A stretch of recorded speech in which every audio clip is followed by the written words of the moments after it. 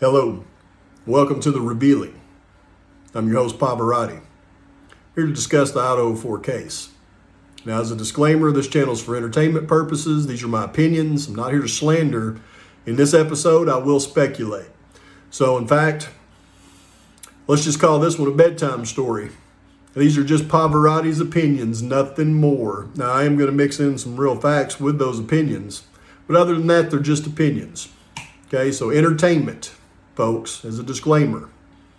So we're going to get into this thing right now because there's some questions out there. If this was what I've been saying it was, if it's a hit because of the actions of the mother and the stepmother in this case, that means whoever did the atrocity, folks, they're a hitman. If this is a hit, this is a drug hit for retribution to send a message, the person who committed this crime is a hitman, okay? Now, whether it's Brian Koberg or not, I don't know. Whether it was Mr. Alpaca, I don't know. But in my investigation, it's a possibility because there's only one person on trial for the atrocity in this case, and they know what it's about. I'm telling you, the judge, the attorneys, everybody knows what this case is about. They all know about the informant. The possible other defendant. There's many things you don't know about in this case, but we're going to touch on some basics. I was going to wait and do this video a lot longer, a lot more detailed, put it out tomorrow night, but you know what? I just don't have time and I want to get this out to you. So this is a very condensed version. I've got many more receipts, many more things to discuss coming up. But I want to get this thing out to you now and let you start to digest it. So here we go. Okay, folks, you asked for it, and here it comes. You're about to get it.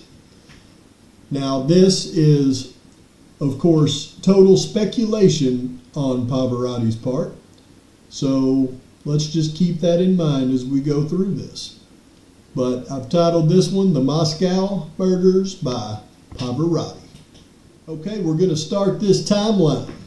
And you can see this is going to be a very simplified version, and I'm going to leave a lot to your thoughts. Although I have so much more, this video is a preview of what is to come. But we have a timeline of September 2022 through March of 2023. And on this timeline, we're just going to go ahead and start it with the mother, Ms. Kernodle, agreeing to a plea deal to reduce her serious drug charges. We're just going to stick to the facts on this one. All right, that was on September 13th, 2022. Of course, we'll just leave it at that. September 13th, 2022. The very next day, what a coincidence. September 14th, TF and TR, and if you don't know who they are, you got to go back and watch my videos, folks. They're arrested in Moscow, Idaho on drug trafficking charges. Over a pound of MTH, that's amphetamine, and 30 fit pills. Okay, that's a enormous amount of drugs for these folks to get arrested with. Though that is a 10 to life minimum sentence if convicted. And they have so many priors, I'm not even going to go into it. Watch my previous videos or wait for the videos that are coming that I will really break it down for you. That happened on September 14th. Now, the next significant date in this timeline is October 21st, 2022, because on that day, somehow TF, with drug trafficking charges and a plethora of previous charges, he somehow gets Magistrate Judge Megan Marshall to grant him a furlough to go visit a sick relative. And they let him out of jail there in Moscow. He was supposed to go see that sick relative and then return to jail in a couple of days. Also on that date, TR makes bail, and I mean a significant bail. We're talking thousands here. So somebody came up with the money to post her bail. But they get out October 21st. He's supposed to come right back. That doesn't happen. In fact, he absconds.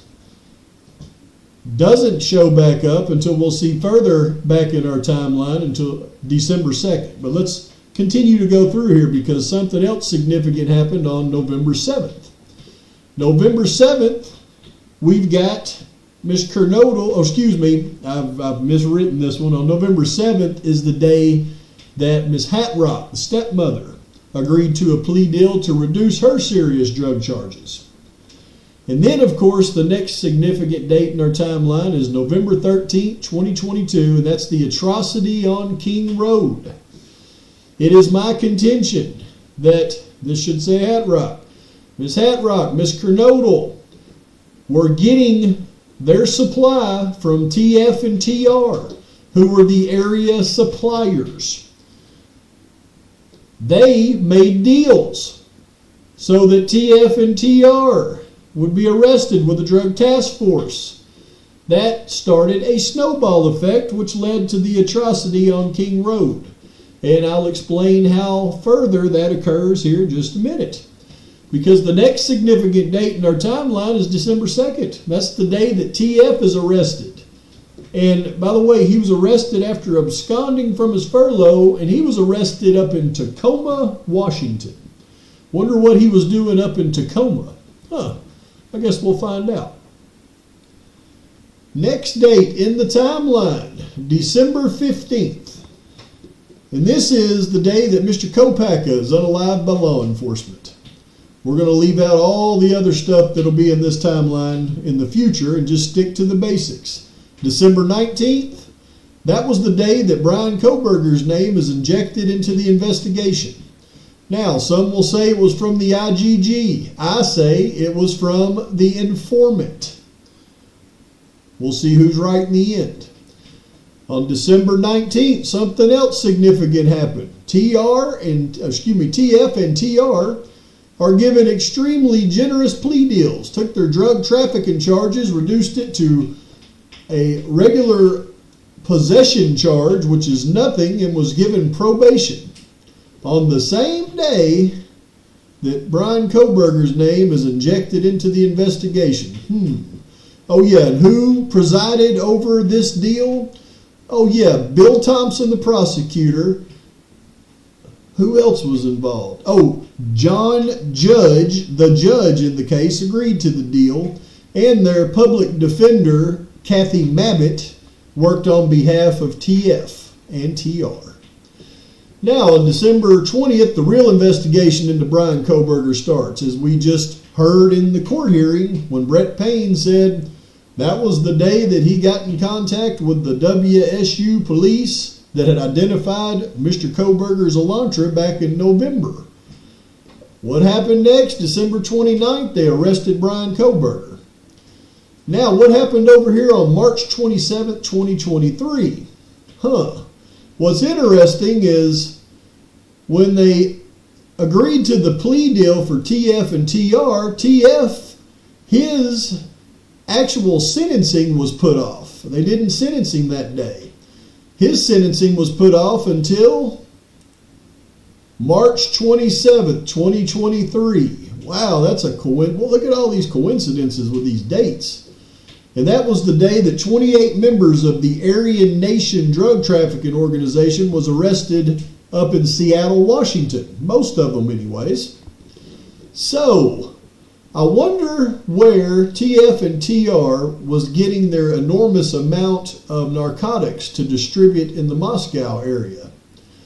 Well, more than likely they were getting it from that Aryan Nation drug trafficking organization. But what makes this guy have ties to these guys? Well, let's take a look. This is interesting. This is a Facebook post I found back in 2020. And you can see here the Moscow Police Department Chief James Fry and officers Ryan Snyder and Tyler Allen discussed drug issues in the city and how a drug detection dog could help combat drug problems during a virtual presentation to the League of Women Voters on Moscow on Wednesday. Well, that was nice of Fry. He's trying to make an impact in the community. Now, I wonder what these commenters want to say to that drug dog. Oh, we got this guy here. Look at this. ACAB. I feel sorry for any dog that has to ride around with a pig all day. That's a bold statement. Who the heck would say that? Oh, goodness. It's OTF. Look, there he is in 2020. That's a nice tattoo right there. Now, what is this ACAB that he's saying here? ACAB. What does that mean? Oh, here it is. ACAB. All cops are BASTARDS. Wow, that's not nice to say. Who says stuff like that? Oh, that's a slogan used by the white supremacists. Oh, white supremacists like the Aryan Nation.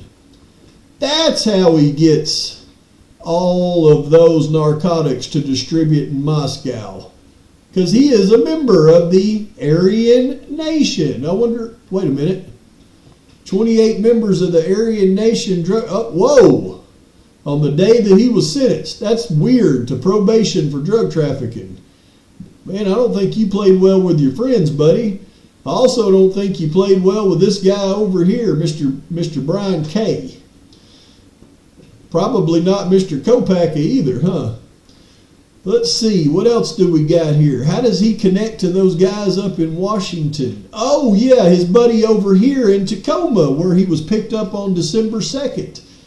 Mr. RG right here. Yep, that's one of those 28 members of that Aryan drug trafficking organization they picked up. Well, what does that got to do with the King Road? Oh, my goodness, what does this mean here? 11...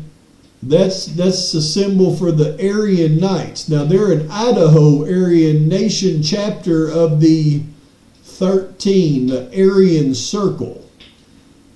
Whoa. So basically what you're telling me is the date of the atrocity is a calling card for the Aryan Knights of the Aryan Circle.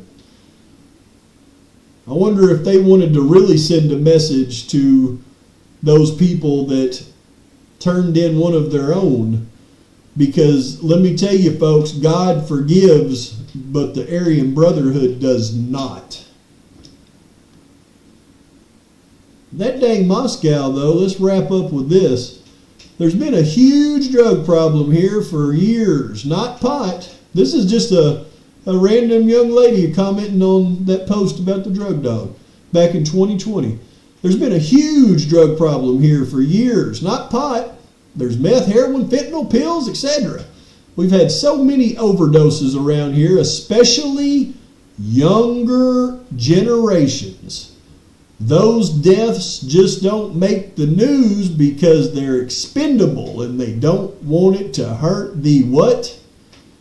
University's revenues. There you have it, folks. Again, folks, I got more stuff coming for you. Now, post your comments, your criticisms, post your thoughts. I can't wait to hear the reaction on this one. But going forward, we'll leave it at that. Pavarotti's out.